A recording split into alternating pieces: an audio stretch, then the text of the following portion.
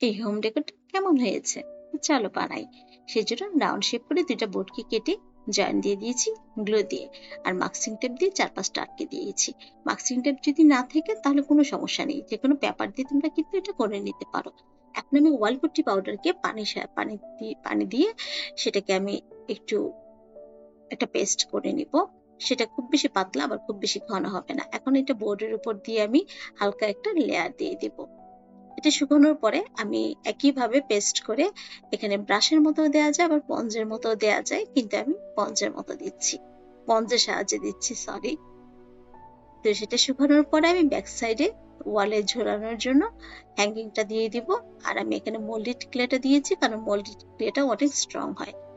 আর আমি ফুলটা এঁকে নিয়েছি, এখন আমি কার্বন পেপারের সাহায্যে সেটাকে তুলে নিচ্ছি বোর্ডে। কিছুটা হালকা ছিল, এঁকে নিয়েছি। আবারও আমি ওয়াল পুট্টি পাউডারের পেস্ট বানিয়ে ফুলগুলা করে নিচ্ছি, আর ব্রাশের সাহায্যে সেটাকে আমি টেনে দিচ্ছি, যেমনটা দেখতে পাচ্ছ।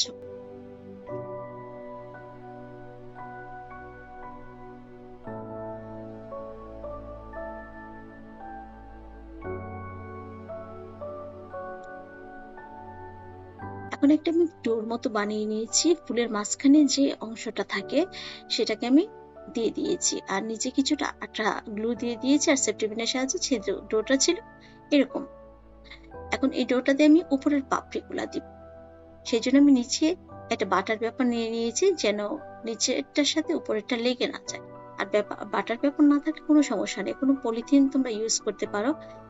আর এই ডোটার নিচে ওয়াল পুট্টি পাউডারের ডোটার নিচে আমি কিছুটা গ্লু ইউজ করেছি। এখন আমি পাপড়িগুলোকে শেপ দিয়ে দিচ্ছি ব্রাশের সাহায্যে। আর সবশেষে আমি যেটা করবো, নিচে যে একটা পাপড়ি ছিল সেটা এখন দিয়ে দিচ্ছি। পরে এখন কালার করা পালা।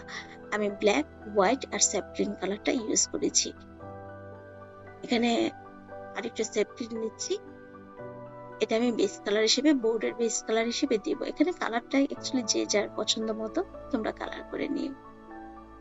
এখন ওই কালারটা দেওয়ার পর বাকি যে কালারটা ছিল সেটার উপর আমি হালকা একটু হোয়াইট দিয়ে আবার আরেকটা কালার দিয়ে দিচ্ছি। এখন সেই কালারটা শুকানোর পরে আমি একদম হালকা ব্রাশের সাহায্যে স্লাইটলি একটু হোয়াইট দিয়ে দিচ্ছি।